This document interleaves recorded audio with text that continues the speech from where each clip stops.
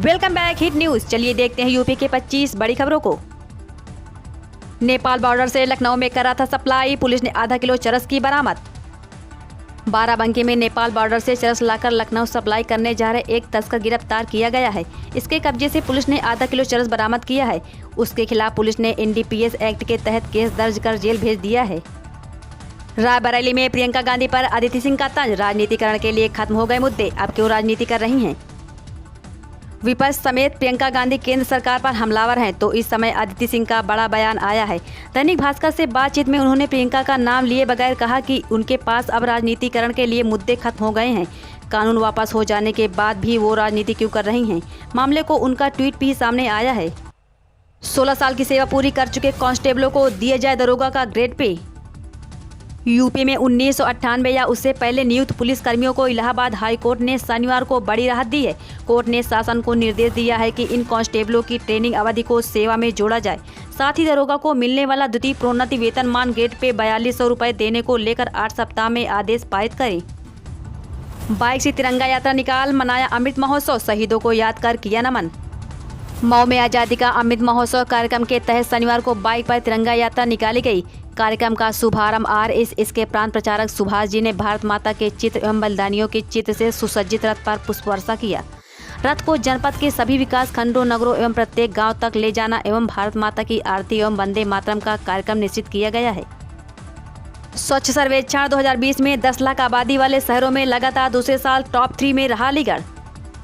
भारत सरकार के स्वच्छ सर्वेक्षण 2020 के परिणाम शनिवार को जारी किए गए, जिसमें 10 लाख तक की आबादी वाले शहरों में अलीगढ़ जिले को पूरे प्रदेश में तीसरा स्थान हासिल हुआ है।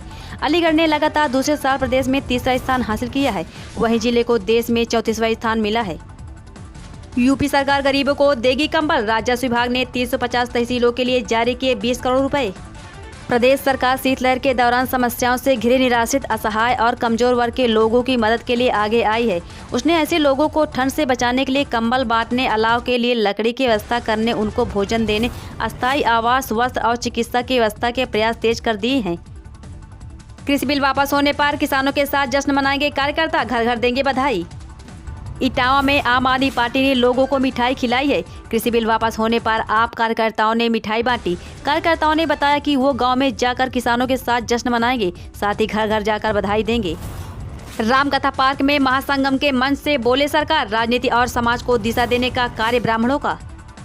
अयोध्या के रामकथा पार्क में सनातन धर्म, विशेष रूप से ब्राह्मणों की एकता एवं उत्थान के लिए गोष्ठी का आयोजन किया गया, जिसे पुरी के जगत गुरु शंकराचार्य स्वामी निश्चलानंद सरस्वती महाराज ने संबोधित किया। उन्होंने कहा कि सरकार राजनीति और समाज को दिशा देने का कार्य ब्राह्मणों का है। पीएम मोदी के साथ मौजूद रहे केंद्रीय मंत्री अजय मिश्र, प्रियंका की मंच साझा न करने की अपील बेअसर। प्रधानमंत्री नरेंद्र मोदी शनिवार को लखनऊ में हो रही DGP कॉन्फ्रेंस में शामिल हुए। प्रदेश से सांसद और केंद्रीय गृह राज्य मंत्री होने के नाते अजय मिश्र को भी इसमें रहना था। अजय मिश्र का बेटा लखीमपुर खीरी हिंसा में आरोपी है।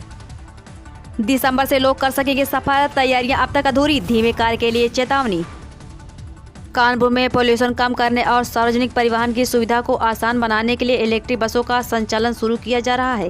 शनिवार को 13 इलेक्ट्रिक बसों की पहली खेप कानपुर पहुंची।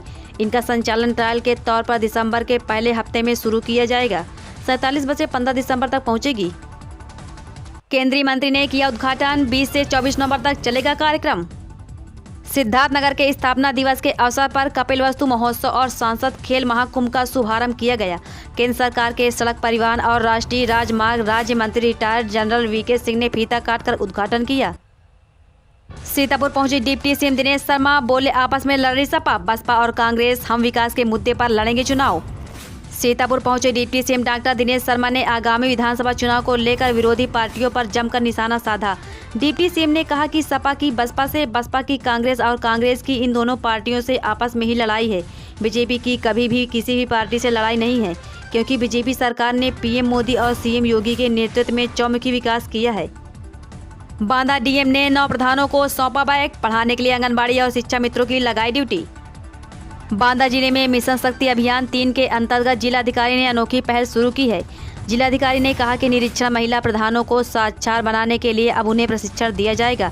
इसके लिए आंगनबाड़ी और शिक्षा मित्रों के द्वारा उन्हें घरों पर पढ़ाया जाएगा। बालिकाओं की सुरक्षा सम्मान के प्रति योजनाएं चलाई जा रही हैं। इस मिशन शक्ति अभियान द्वारा निरीक्षण महिला प्रधानों को साक्षर बनाने की पहल की जा रही है।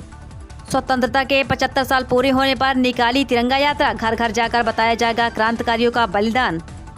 गोंडा में स्वतंत्रता के 75 वर्ष पूरे होने पर अमृत महोत्सव का आगाज हुआ। राजेंद्र लाहिड़ी की फांसी स्थल से अंबेडकर चौराहे तक तिरंगा यात्रा निकाली गई। यात्रा डॉक्टर भीमराव अंबेडकर की प्रतिमा के समक्ष जाकर समाप्त हुई। स्वतंत्रता संग्राम सेनानियों के समाधि व बलिदान स्थल से कार्यक्रम की शुरुआत की गई। जिला कारागार स्थित राजेंद्र नाथ लाहिड़ी उद्यान में कार्यक्रम आयोजित किया गया। पीएम मोदी झांसी आए तो 10 तस्वीरों में देखे किस तरह लक्ष्मीबाई की जयंती पर रही सजावट। 19 नवंबर को झांसी की रानी लक्ष्मीबाई की जयंती थी। इसको लेकर 3 दिनों से राष्ट्रध्वज समर्पण पर्व झांसी जलसा कार्यक्रम चल रहा था। इसके समापन के दिन शुक्रवार की शाम प्रधानमंत्री नरेंद्र मोदी झांसी किला पहुंचे। प्रधानमंत्री के आगमन को देखते हुए करीब 1 माह तक किले को चमकाने और सजाने का काम चला।